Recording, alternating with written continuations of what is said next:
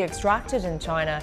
In a letter, she said the medicine... Welcome back to our channel. Regarding drug usage, there is a highly popular and hazardous misconception that says it's okay, safe, or otherwise acceptable to consume substances that are produced naturally, or they are the organic drugs.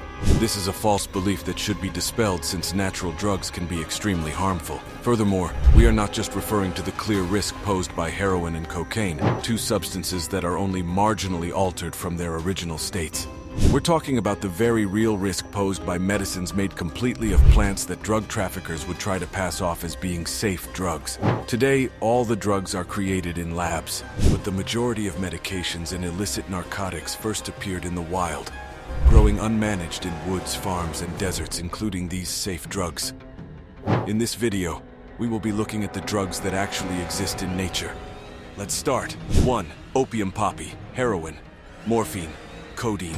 One of the several opiates that are produced by the opium plant is morphine. The raw opium is created by slicing the poppy when it is still in the bud stage and drying the milky fluid, latex, that flows out. The drug's power is then increased by a protracted process of heating, filtering, and adding hazardous chemicals. The most intensive usage of opium is heroin, a very potent and quickly absorbed type of morphine. English researcher C.R. Wright developed it for the first time when he unintentionally combined morphine with acetic anhydride on his stove in 1874. Turkey is home to the blooming plant known as the opium poppy. The milky latex found in the unripe seed capsule of this plant is the source of opium, morphine, codeine, and heroin. Additionally, it is farmed for its small, harmless seeds. The annual opium poppy may grow to a height of 1 to 5 meters. It has silver-green leaves with lobed or serrated edges and 13 centimeters broad blue-purple or white blooms. 2. Blue agave, tequila. Alcohol is distinct from other drugs because it is produced through the fermentation process rather than using a specific fundamental element.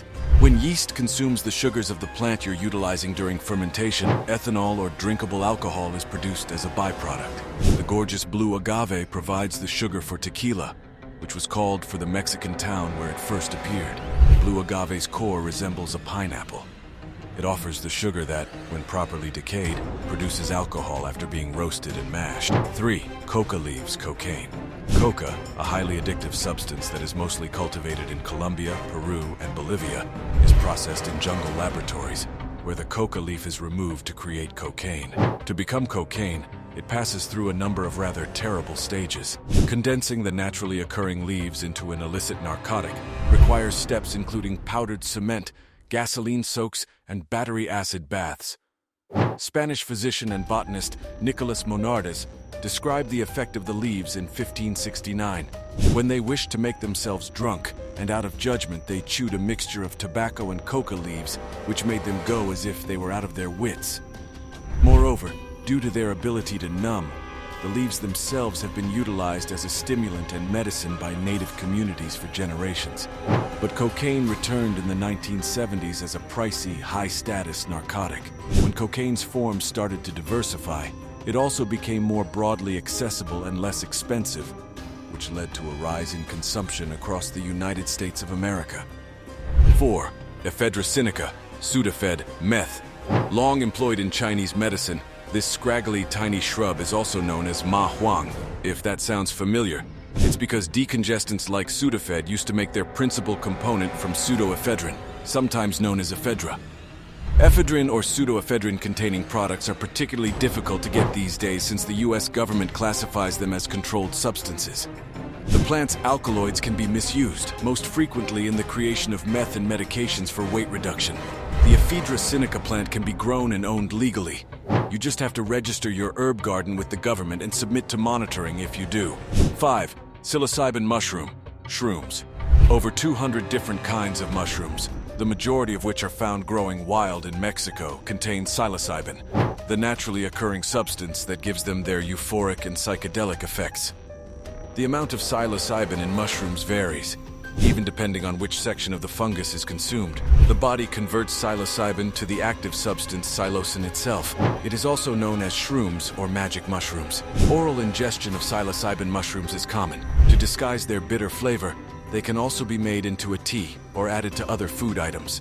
However, shrooms may be mistaken for any variety of lethally toxic mushrooms. Thus, taking unidentified mushrooms could lead you far further than you planned.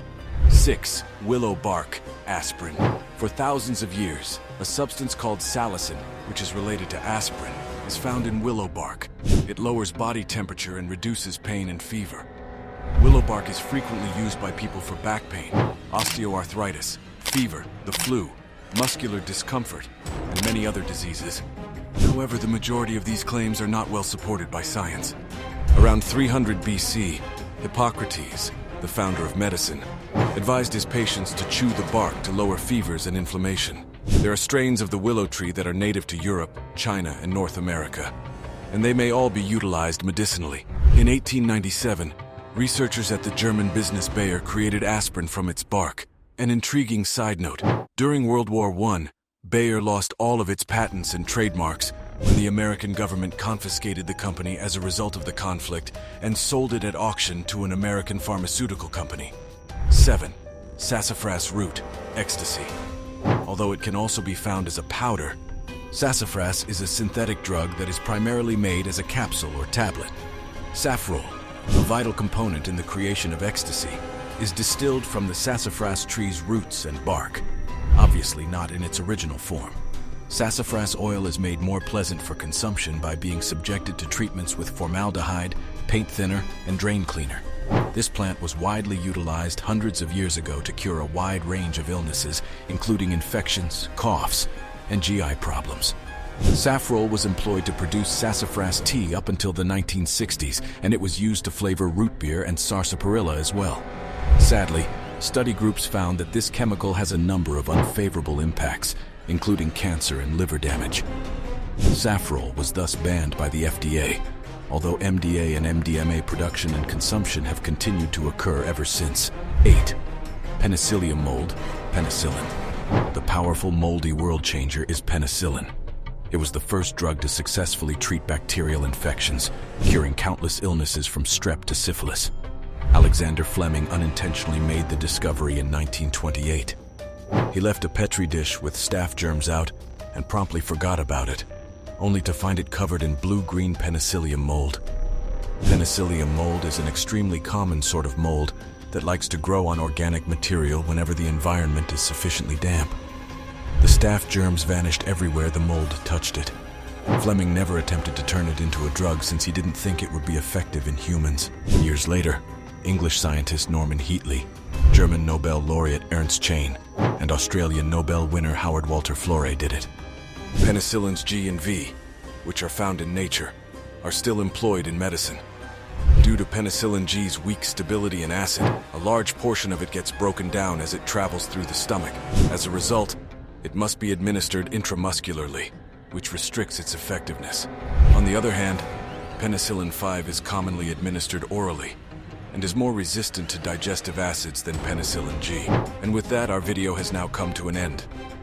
I genuinely hope you enjoyed and learned from today's video. Don't forget to like and subscribe to our channel by clicking the buttons below. By tapping the bell icon, you'll never miss an upload. Share this with everyone, especially with young people and anyone who is more likely to use drugs. Leave your thoughts and opinions in the comments below, and I will catch y'all in the next one.